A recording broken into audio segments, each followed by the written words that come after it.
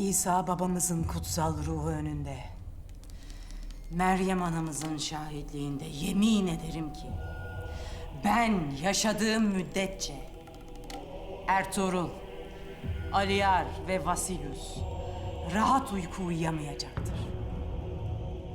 Nasıl evladımı, Ural'ımı benden aldılarsa bu acıları misliyle yaşatacağım.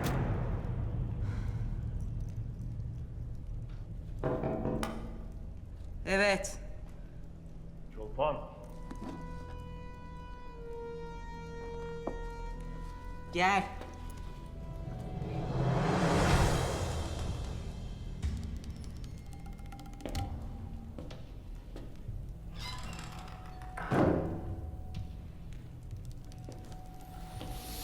Haftalardır dışarı çıkmadın. Ölmüş olmandan şüphe ediyordum. İntikamımı almadan ölmeye niyetim yok. Tekfur Hazretleri. Senin yapamadığını yapacağım. Nasıl yapacaksın bunu?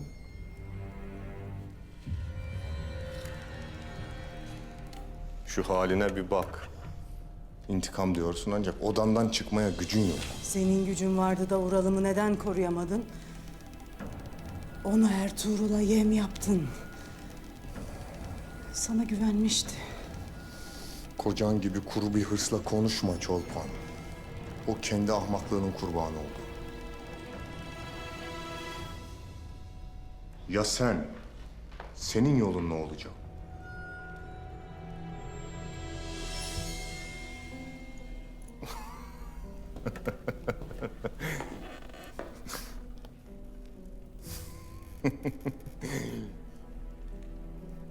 Vay, vay, vay.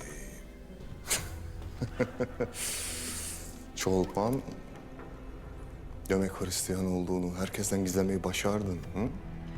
Ben inancımı içimde yaşadım. Tanrı'dan başka kimseye hesap vermem.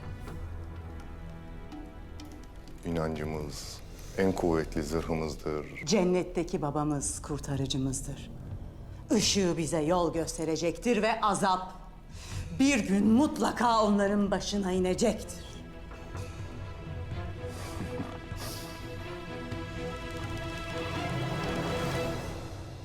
Ural'dan daha güçlüsün ve daha akıllı.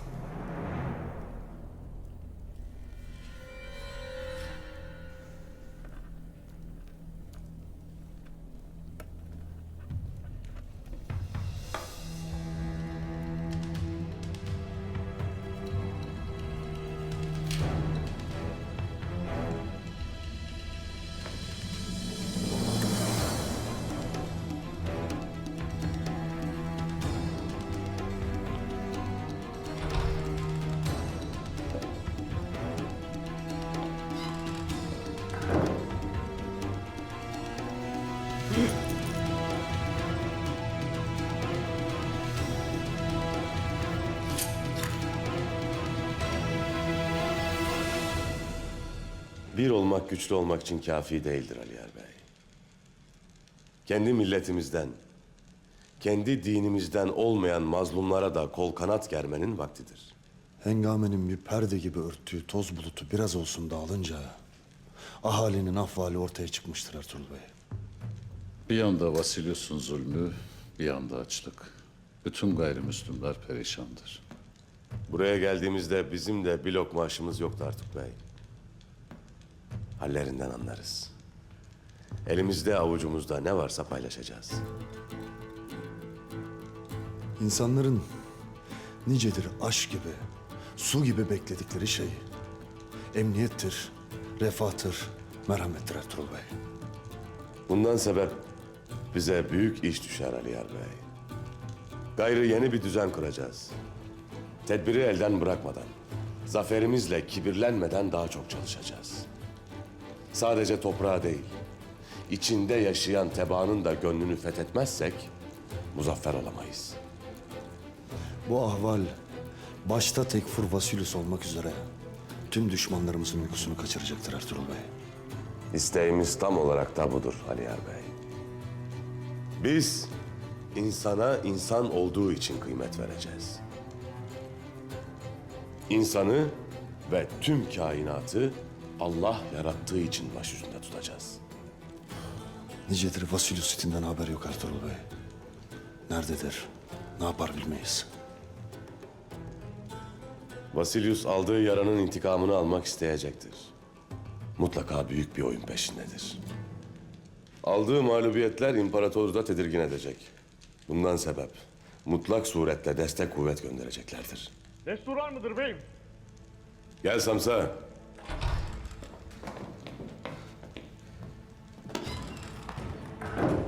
Bağışlayasın beyim.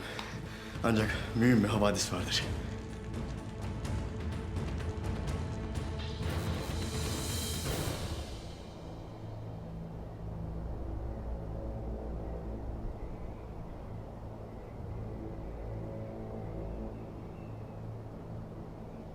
Tekfur Vasilius!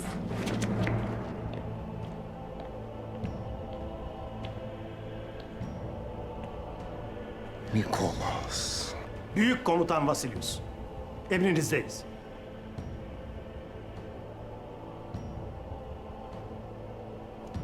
İmparatorluğumuzun koruyucuları, korkusuz savaşçılarım, kalenize hoş geldiniz. Uzun yoldan geldiniz. Gidin dinlenin.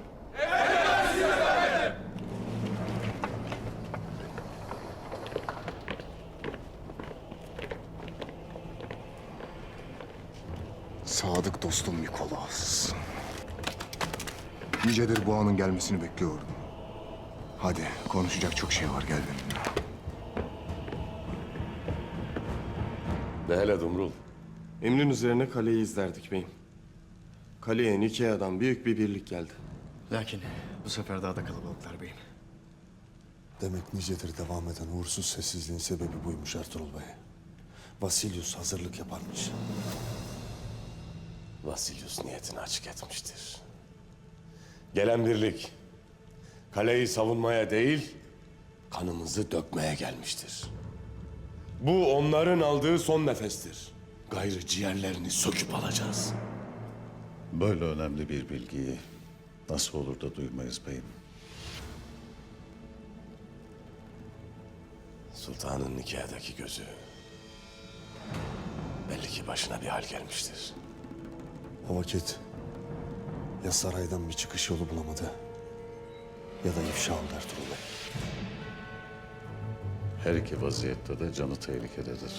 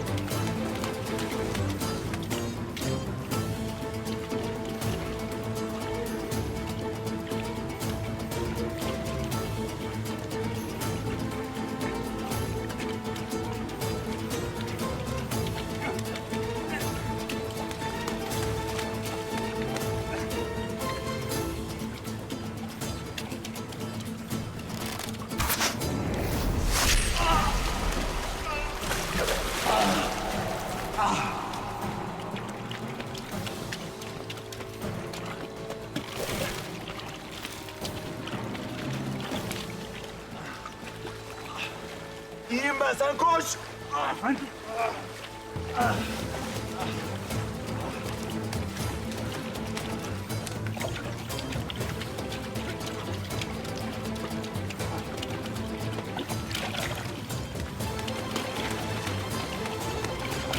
Saraydan haber alamadıkça gözümüz kördür. Gayrı kalede de adamımız yoktur. Bugün obamızda misafir olasılar Yar Bey. Birlikte akşamlayalım. ne edeceğimizi enine boyuna konuşuruz. Allah'ın izniyle icabet edeceğim Ertuğrul Bey.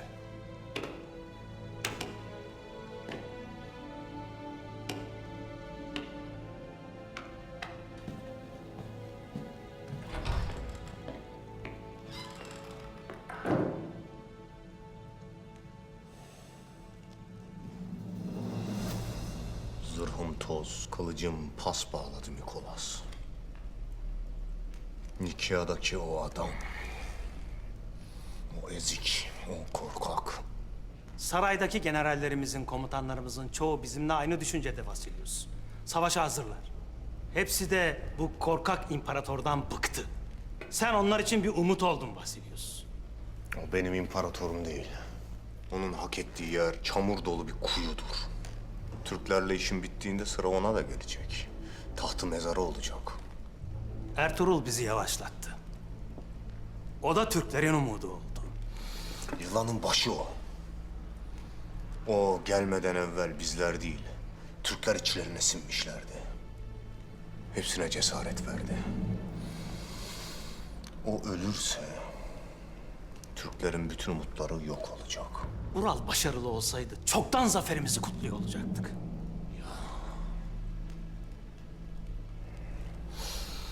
Ural'ın pek bir önemi yok. Bana istediğimi verdi. Birbirlerine düştüler. Güvenleri sarsıldı. Türklerin zırhında bir çatlak açıldı Mikolas. Şimdi biz bu çatlağı biraz daha büyüteceğiz. Nicedir sessiz bekliyorsun. Pes ettiğini düşünecekler. Düşünsünler Mikolas. Düşünsünler. Ben de bunu istiyorum. Nicedir hesap yapıyorum. Beklemedikleri anda karşılarına çıkacağım.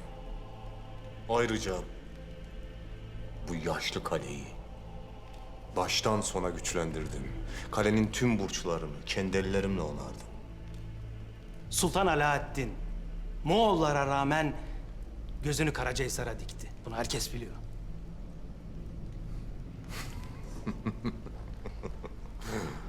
O gözünü mezarına dikmiş Mikolas. Haberi yok.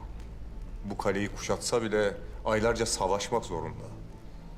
Ayrıca kalenin surlarına yaklaşamadan bertaraf ederiz. Şimdi savunma vakti kapandı. Saldırı vaktidir. Zafere. Zaferimizi.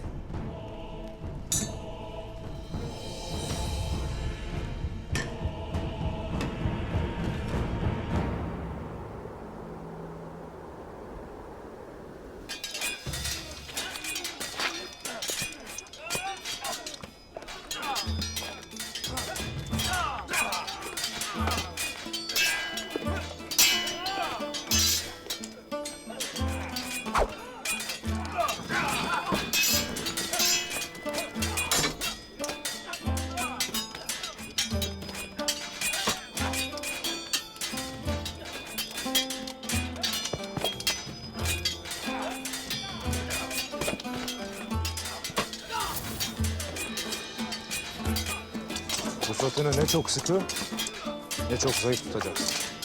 Vücudunun bir parçası gibi olacak. Anlaşıldı mı?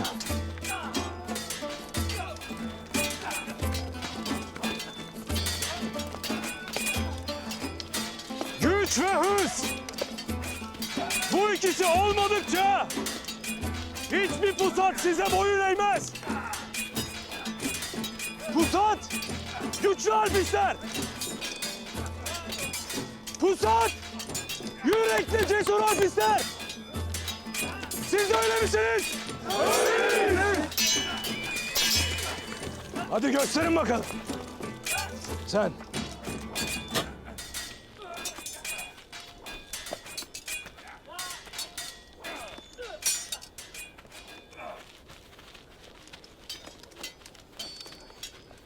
Saldır.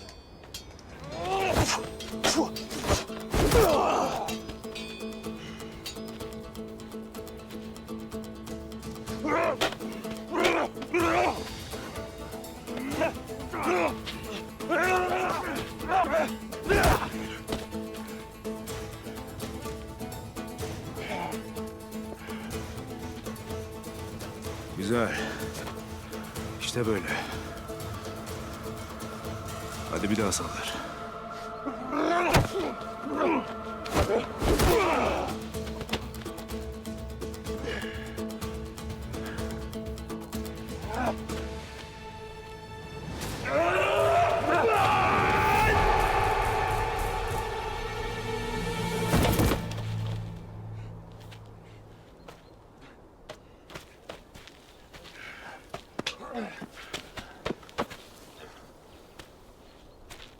Daha gücünüzün yarısında bile değilsiniz.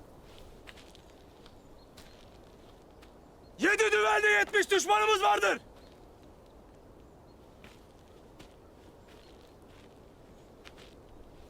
Evvela düşmanınızı iyi tanıyacaksınız.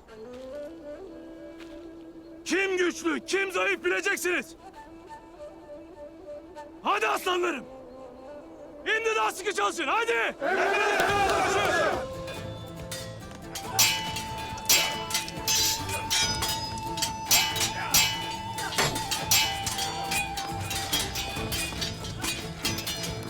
Haydi. Haydi.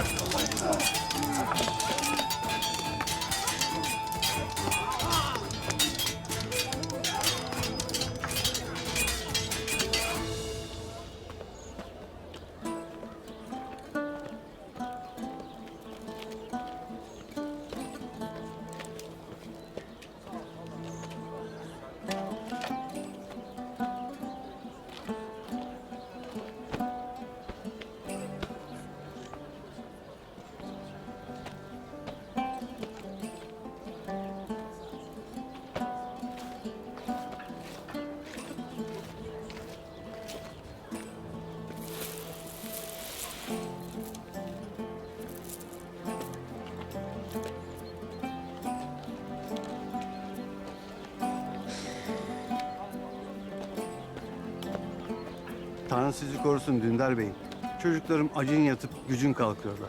Sayenizde kursakları lokma görecek. Ertuğrul Bey her daim yanınızda olacaktır. Bunu bil. Tanrı sizi korusun.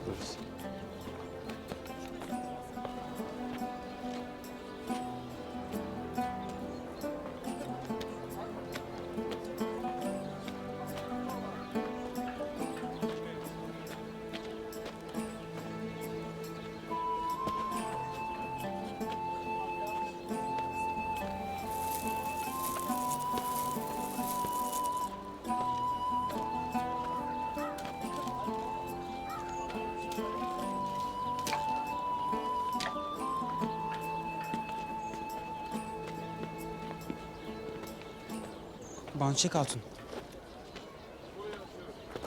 Sen zahmet etmesin. Biz hallederiz. Banşek Hatun. Karnındaki bebeğini de düşünmelisin. Hem yeğenimize bir şey olsun istemeyiz. Yeğenini keşke Doğan'ım hayattayken düşüneydin. Yazık. Evvelden bey gibi dolanır dururdun. Kim derdi ki obanın başına bela olacak? Şimdi Dündar Bey, benden uzak durasın.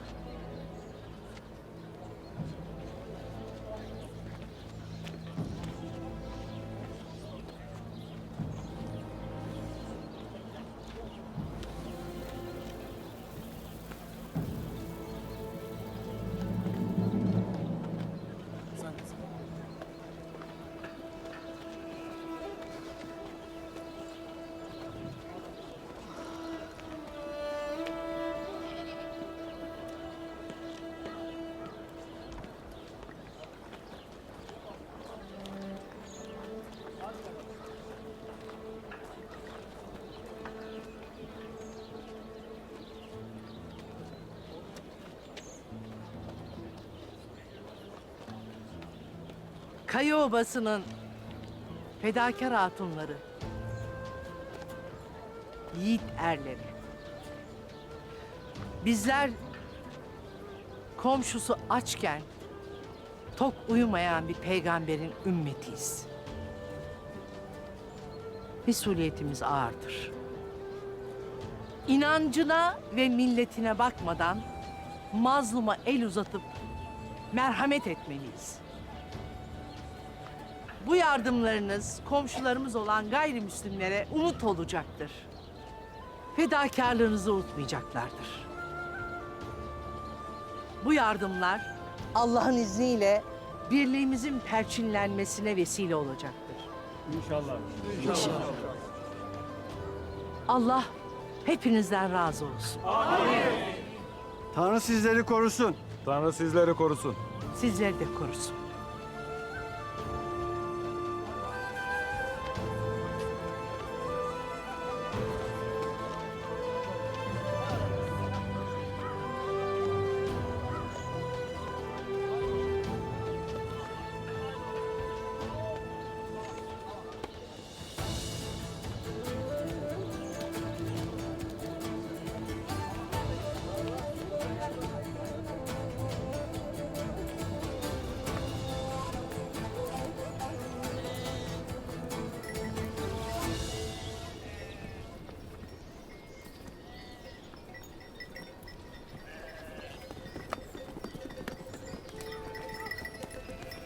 Ahmak cinler.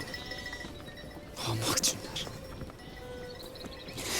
Senin zaafı yüzünden Doğan Alp öldü. Hatunum mağdur oldu. Evladı yetim kaldı. Sen hiçbir şey hak etmiyorsun.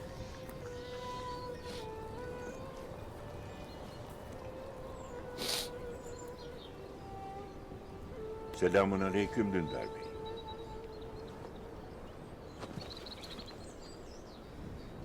Aleykümselam efendim. Gel Dündar Alp. Seninle biraz halleşelim.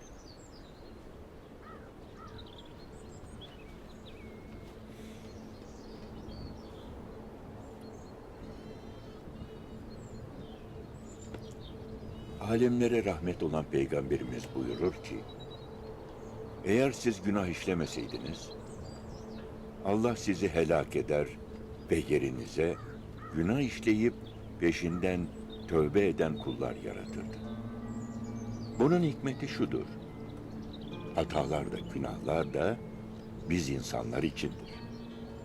Allah bizim tövbe edip kendisine sığınmamızdan memnun olur. Efendim. Ya bu hata yüzünden masum bir insan can vermişse? Ardında yüklü, gözü yaşlı hatunu kalmışsa? Dündar Alp, hiçbir günah Allah'ın rahmetinden daha büyük değildir. O affeder, affetmeyi sevendir. Mesele hata yapmamak değil, hatadan ders alıp tekrar etmemektir. Efendim. Kendime öfkem dinmez. Kendimi affedemem. Sen yaşadığın meseleden gerekli dersi almışsın. Lakin Allah aşırıya gidenleri sevmez. Gayrı sana düşen abine itaat, verilen emirleri en iyi şekilde yerine getirmektir. Bundan gayrı abimin menziline göz ayırmayacağım. Obama hizmet etmek için elimden geleni yapmaya gayret edeceğim. Sana da yakışan böyle hareket etmektir. Rabbim bahtını açık etsin. Amin efendim. Amin. Yolcu yolunda gerek. Bana müsaade. Biraz etrafı dolaşmak, tabiatla hasbihal etmek isterim.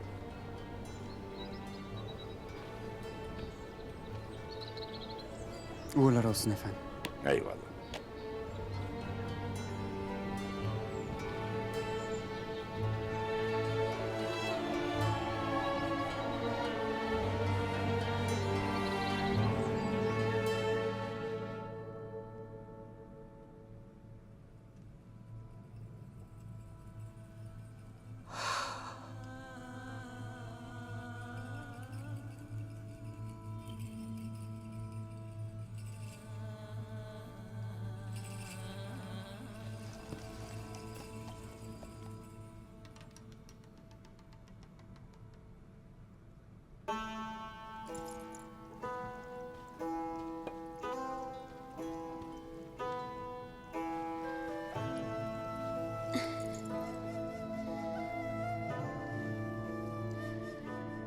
Çiçek.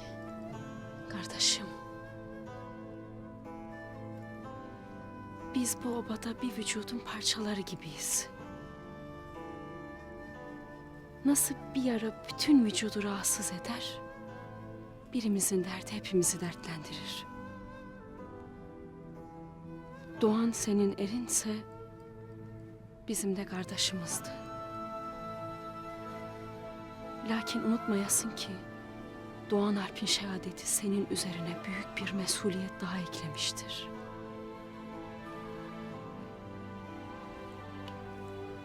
Sen bundan gayrı daha güçlü durmalısın. Nasıl dayanırım? Bunun üstesinden nasıl gelirim Halime Sultan? Allah hiç kimseye taşıyamayacağı yükü vermez. Hem böyle der bizi üzersin, biz ne güne dururuz? Sen bu obanın hatunusun. Biz seni hiç darda kormuyoruz Banu Çiçek. Acını anlarım. Lakin gayrı Dündar'ı mazur gör. O bir hata işlemiş, bin pişman olmuştur. Sana yakışan onu affetmektir.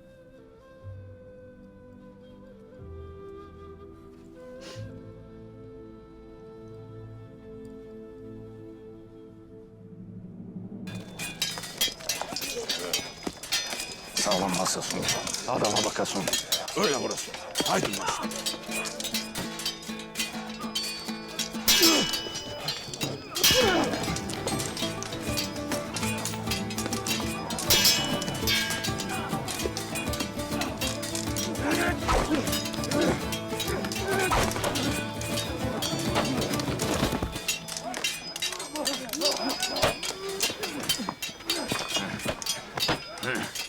Kim vardır karşında?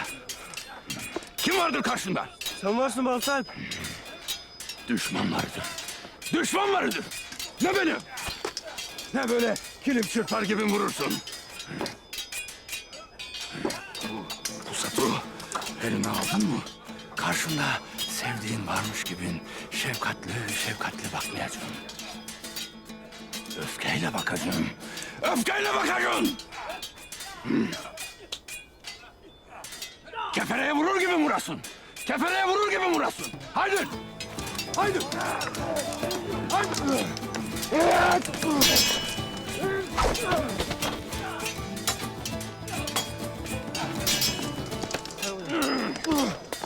Ne edersin? Bırakırsın Pusat'ı.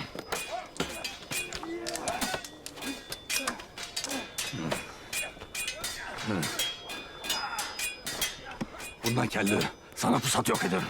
Sen ne? Sus! Sen şimdi gidesin, kavurma yesin, bal yesin, pekmez içesin, kütük çekesin, taş taşıyasın. Ahanla bu kolları iki misli etmeden gelmeyesin. Haydi! Haydi! Haydi!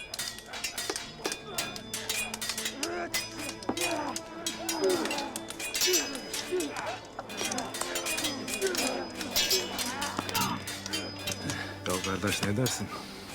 Yazık ettin. Kardeş ben onun evli için dedim. Halini görmez misin? Yorgan döşek. Çekse beş okka çeker. Bunun güçlenmesi lazımdır. Aş yemesi lazımdır. Kardeş kefere yarım ağzıyla bunu çiğ yer Allah. Eyvallah. Haydi! Haydi atlar! Kardeşler! Fasulyosunu itlerine vurur gibi vurun! Kefereye vurur gibi vurun!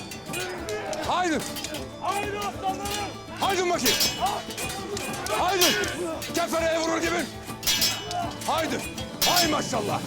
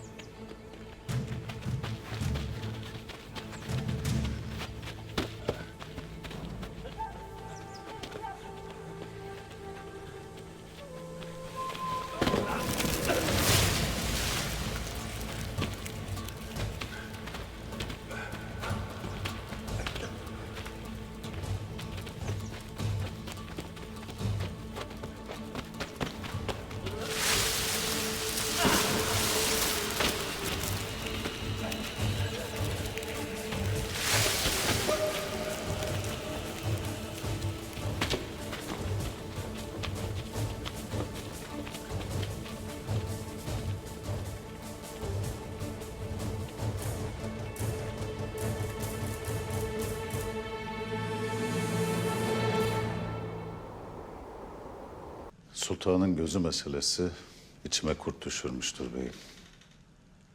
Nicedir yanıma gelmedi. Şimdi de bu gelen birliği haber etmemiş olması hayra alamet değil. Beyim, korkarım ifşa olmuştur. Öyleyse imparatorun sarayıyla bağımız kopar. Sultanımıza bilgi götüremeyiz. Konya'ya gittiğinde sultanımızla görüşme imkanın oldu mu artık bey? Cemalini görmek nasip olmadı beyim.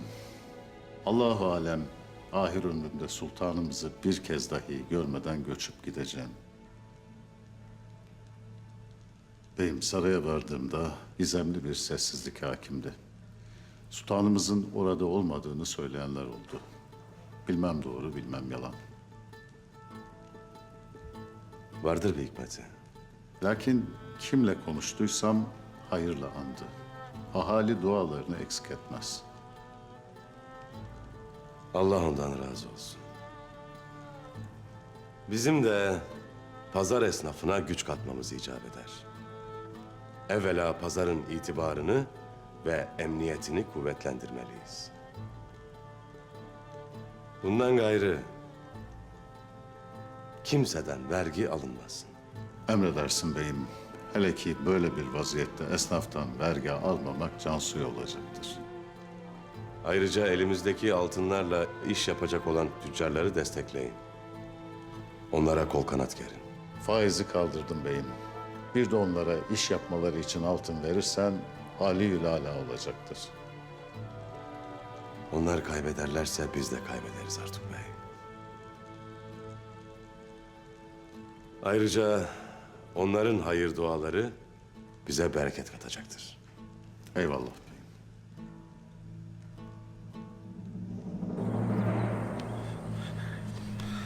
Dayanın efendim. Dayanın, sizi çıkartacağım buradan.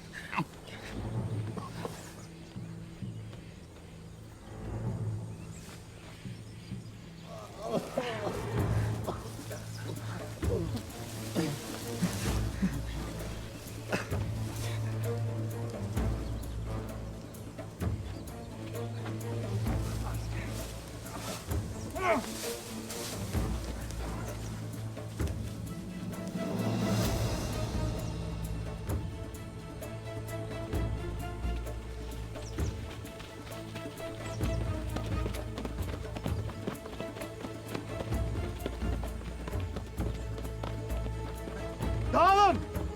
Siz bu taraftan devam edin. İşlerinden biri yaralıdır. Kan izlerini arayın. Emredersiniz efendim.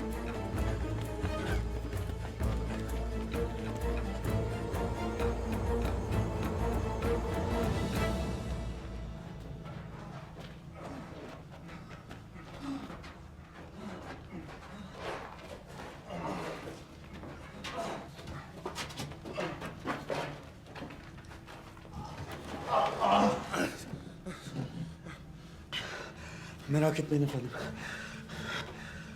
Ölmenize izin vermeyeceğim. Yaşayacaksınız, dayanın.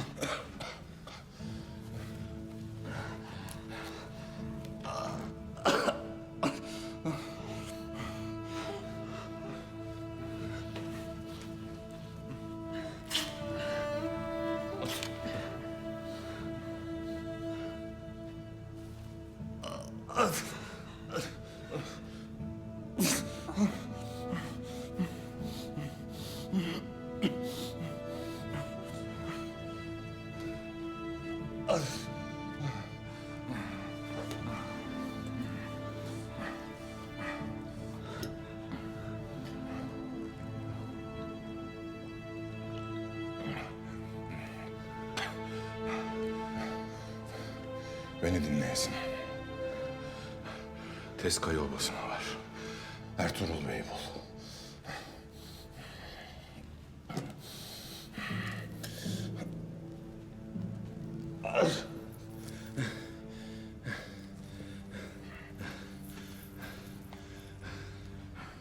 Bunu ona ver.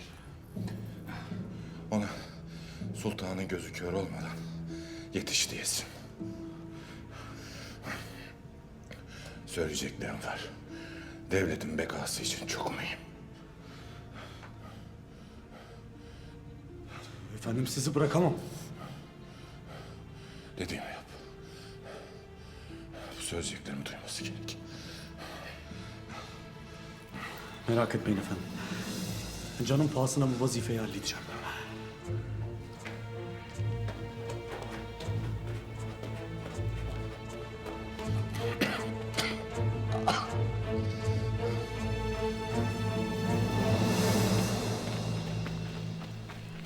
Bunu bulduk efendim.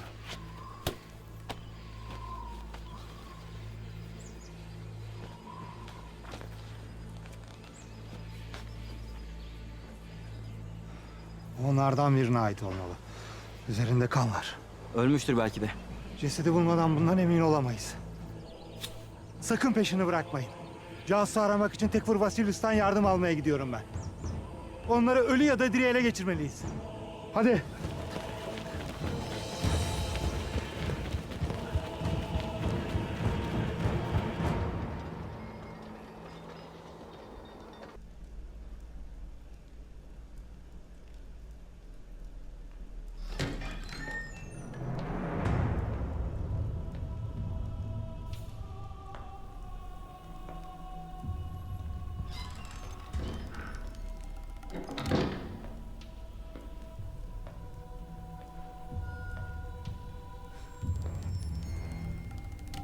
Demek sonunda odandan çıkabildin Çolpan. Çolpan değil. Ekaterina.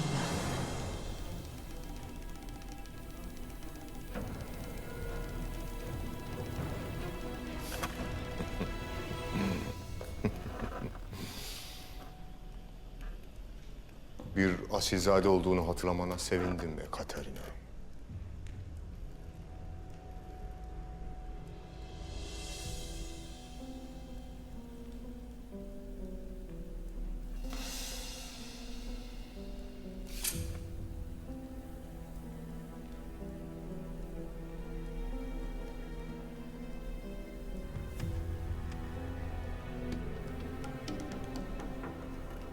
Geçmişte seni zehirleyen ne varsa hepsinden kurtulmalısın Ekaterina. Bağrımıza soktukları bu hançerle başlayabilirsin.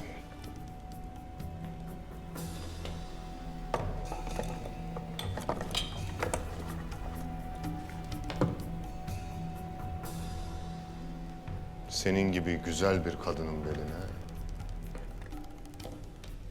Bizans işlemeli bu kama yakışır. Bu kama er geç düşmanlarımızın bağrına girecektir Tekfur Hazretleri. Ben bunu yapamasam karnımdaki bebem bunu yapacak.